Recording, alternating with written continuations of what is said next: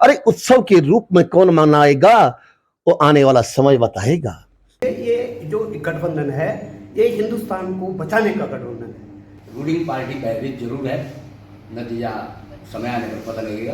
पूरे देश के अंदर एकजुट होकर इस फांसीवादी सरकार के खिलाफ हम चुनाव लड़ेंगे। वर्तमान सरकार ने बिना इमरजेंसी के ही, बिना कानूनी प्रावधान के ही इमरजेंसी लगा दी। नमस्कार, मैं हूं सुनीत चौधरी और आप देख रहे हैं पहाड़ी सफरनामा। जैसे जैसे लोकसभा चुनाव को लेकर के मतदान का दिवस नजदीक आता जा रहा है, वैसे ही चुनावी प्रचार भी बढ़ता जा रहा है। गढ़वाल लोकसभा सीट की अगर मैं बात करूं तो इंडिया गठबंधन जो है वो अब चुनाव अभियान में जुट गया है, चुनाव प्रचार में जुट गया है। इंडिया गठबंधन की एक प्रेस कॉन्फ्रेंस आज हुई है। इस लोकसभा के परिप्रेक्ष्य में पूरे देश में इन्होंने इंडिया गठबंधन और हमारी कांग्रेस पार्टी जिस प्रकार से चुनाव लड़ रही है, इन सभी घटकों का, इन सभी दलों का पूर्ण समर्थन के साथ आज लोकसभा चुनाव लड़ने जा रही है। आज इस कार्यक्रम में उपस्थित है उनका भी हार्दिक अभिनंदन और स्वागत करता हूं। और सीपीआई से सुधीर राउथाण जी जिला मंत्री जो हमारे बीच में हैं, उनका भी हार्दिक अभिनंदन और स्वागत। महावीर बुटोला जी राज्य कार्यकारिणी सदस्य एवं पूर्व जिला मंत्री, उनका भी हार्दिक अभिनंदन और स्वागत। पूरी तरह से हिंदुस्तान का डेमोक्रेटिक सिस्टम खत्म होने वाला है, पूरी तरह से खत्म हो, बहुत सारा चीजें खत्म हो गई। इसलिए मजबूरी में हिंदुस्तान की तमाम राजनीतिक पार्टियां एक मंच पर इकट्ठी हुई हैं और उसका नाम रखा है इंडियन डेवलपमेंट अलायंस। हम कैसे इस फांसीवादी सरकार को रोकेंगे, हटाएंगे, उखाड़ेंगे। देश की लोगों ने बहुत बड़ी कुर्बानी करके देश आज़ाद कराया। आज आप देख रहे हैं कोई कानून, कोई कायदा, कोई संवैधानिक संस्थाएं नीचे से गांव पंचायत से लेकर और राज्य सरकारों तक कोई वो नहीं है। इवन भाजपा में कोई, उनकी पार्टी के अंदर कोई डेमोक्रेटिक सिस्टम नहीं है। दो लोग, एक आदमी जैसा चाहे वैसा देश को चला। आपने देखा नरेंद्र मोदी क्या करे, एक आदमी सब पर भारी। एक आदमी क्या मतलब, जनतंत्र में एक आदमी क्या मतलब, ये राजतंत्र की तरफ मुल्क को ले जा रहा है। एक आदमी सब पर भारी, यानी नरेंद्र मोदी एक आदमी जो चाहे देश में, अदालतों को खत्म कर दिया, न्यायिक व्यवस्था खत्म कर दी, सब कुछ चौपट कर दिया। तो फ्री राशन मिल रही है। 30 लाख को आपने जय उज्ज्वला योजना दे दी, किसान निधि दे दी, सुकन्या धन योजना दे दी और अब लखपति दीदी दे दी। जब इतना सब कुछ दे दिया, उसके बाद इतना प्रचार प्रसार और इतना पैसा फूकने की जरूरत कहाँ पड़ रही? जो सरकार काम कर रही है और जिस तरह से उनका रवैया है, उसके खिलाफ एक गठबंधन पूरे देश के अंदर बना, इंडिया गठबंधन, जिसका हम सीपीआई के लोग भी हिस्सा हैं। ये गठबंधन जो बना वो बेरोजगारी जो चरम पे है उसके खिलाफ बना, जो आज देश के अंदर लोकतंत्र खतरे में उसके खिलाफ बना।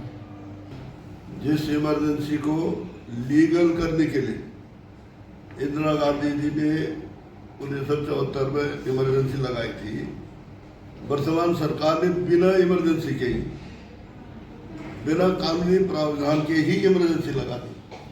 आप बोल नहीं सकते। कल के दिन पर एक अकेला ही अगर आ गया ऊपर तो निश्चित तौर पर हमारा जनतंत्र खतरे में रहेगा। तमाम इंडिया गठबंधन के जो पदाधिकारी हैं वो यहाँ मौजूद हैं। मैं बातचीत करूंगा, सीपीआईएम से गंगाधर नौटियाल जी हैं, मैं उनसे बातचीत करूंगा। नौटियाल साहब, इंडिया गठबंधन अब सामने दिखने लग गया है। अगर हम पिछले दिनों की बात करें तो सिर्फ और सिर्फ कांग्रेस ही दिख रही थी। देखिए, यहाँ इसलिए कि थोड़ा हमारे कांग्रेस के साथियों को ये आपस में कोऑर्डिनेशन करने की दिक्कत रही, इसलिए कांग्रेस दिख रही है। लेकिन कुछ दिनों से आप देख रहे होंगे आप इंडिया गठबंधन दिख रहा है।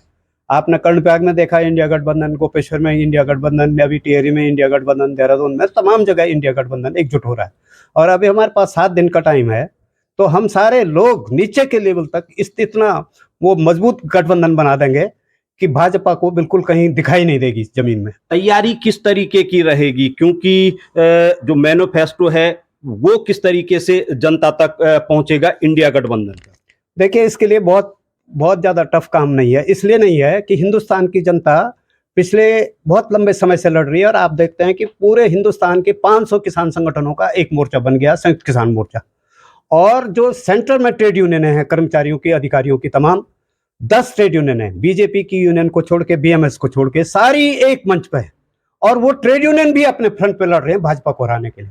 किसान ने पूरे देश के अंदर ऐलान कर दिया भाजपा को हराओ, तो इसलिए पूरा देश उठेगा और भाजपा हारेगी। सीपीआई से रौथाण जी यहाँ पे हैं। रौथाण जी, क्योंकि तमाम इंडिया गठबंधन अब फ्रंट फुट पे आ चुका है, रणनीति किस तरीके से रहेगी? देखिए, रणनीति का ये जहाँ तक सवाल है कि सभी दल अपने अपने तरीके से, अपने अपने स्तर से गाँव में, हर कस्बे में जा जाकर लोगों को इस बात की बात बता रही है कि तानाशाही जो सरकार है, जिसने देश की अस्मिता के सवाल पे और देश की रक्षा के सवाल पे अग्निवीर की योजना लेके आए, उसके खिलाफ हमें वोट करना है और हमें उसकी तरफ बढ़ना। आम आदमी पार्टी से जोत सिंह बिष्ट जी यहाँ पे मौजूद हैं। बिष्ट जी, तमाम मुद्दों को लेकर के, चाहे स्थानीय मुद्दे हों या फिर सेंट्रल लेवल के मुद्दे हों, गठबंधन की रणनीति क्या रहेगी? सीधी सी बात है कि पूरे देश में जो अराजकता हो गई है उसको दूर करना है, और जो हमारा कॉन्स्टिट्यूशन है, जो हमारा लोकतंत्र है, जो हमारी जमहूरियत है, उसको जिंदा रखना है।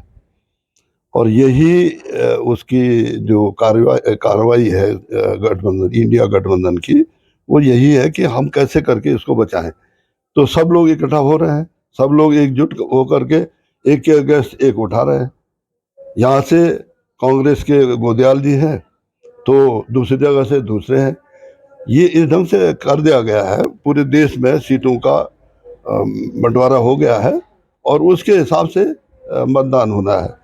तो जो 62% 61% वोटर पिछली बार बाहर थे, जो विपक्ष में बैठे रहे और जिनकी एक नहीं चली 62% 61% की, वो लोग अब की बार एकजुट होंगे तो 61-62% जब इधर आएगा तो निश्चित तौर पर बहुमत की सरकार बनेगी। अभी अल्पमत की सरकार होते हुए भी बहुमत में थी, तो इसलिए उन्होंने जैसा चाहा वैसा कर दिया। बिना 41 लोग 100 कितने लोगों को, मेंबर्स को बाहर निकाल दिया। आप जो है मेंबर्स को वहां बोलने नहीं दे रहे हैं। आप ऐसा कानून बना रहे हैं जिस कानून से पूरे देश की जमहूरियत को खतरा हो रहा है। तो ये जो बात है उसको कैसे करके दूर किया जा सकता है, हम मिल करके ही इसको कर सकते हैं। पूरे लोग इकट्ठा होंगे, लोग वोट करेंगे तो निश्चित तौर पर ये सत्ता बदलेगी और हम लोकतंत्र को पुनः स्थापित कर सकेंगे। इसके लिए जो संविधान है उसको बचाने की जरूरत है। जो बोला जा रहा है कि हम इसको हिंदू राष्ट्र बना रहे हैं, तो ये तो बहुत ही गंभीर बात है। हमारे देश में तो बौद्ध और जैन और सिख और ईसाई ये तो है ही नहीं हिंदू, इनको तो ये हिंदू नहीं मानते, तो इसका मतलब ये भी चाहेंगे। तो ऐसा अगर होगा इस देश में तो फिर से 47 की बात हो जाएगी, जिसको रोकना बहुत जरूरी है। उसमें कौन रह पाएगा, कौन नहीं रह पाएगा, ऐसी स्थिति बन जाएगी। तो चलिए, मैं कांग्रेस से नरेंद्र बिष्ट जी यहाँ पे मौजूद हैं, मैं उनसे भी बातचीत करूंगा। बिष्ट जी, भाजपा का कहना है कि तमाम जो विपक्ष है एकजुट हो रहा है सिर्फ एक व्यक्ति के लिए। भाजपा का कहना नहीं, तमाम विपक्ष इनकी अराजकताओं के कारण, जिस प्रकार की इनकी तानाशाही है, इसलिए तमाम विपक्ष पार्टी ही नहीं, तमाम वो लोग, तमाम कर्मचारी वर्ग, किसान वर्ग, और यहां तक कहूं मैं कि जो अभी वोट देने लायक वो बच्चे भी नहीं, 18 साल से नीचे बच्चे हैं, वो भी एकजुट हो चुका है, भाजपा को उखाड़ने का संकल्प ले चुका है। क्योंकि आपने विगत 10 सालों से केवल छलवा करने का काम किया है। जो युवा उस टाइम 15 साल का था वो आज 25 साल का हो गया है, जो 18 का था वो 28 हो गया है, तो वो सोच रहा है कि अब मुझे रोजगार मिलेगा। ये तो हर बार छलवा करने के काम कर रहे हैं। इसलिए तमाम भारत के बुद्धिजीवी वर्ग, तमाम वो दल जो देश बचाने का संकल्प ले चुके हैं, और देश बचाने का जिन्होंने संकल्प लिया है, जो पूरे भारत को अन्नदाता है, किसान वर्ग हो गया, कर्मचारी वर्ग हो गया, छात्र और नौजवान युवा वर्ग हो गया, तमाम लोगों ने तो संकल्प ले लिया है। और भाजपा कह रही थी पिछली बार कि हम इसको उत्सव के रूप में मनाएंगे। अरे उत्सव के रूप में कौन मनाएगा, वो आने वाला समय बताएगा।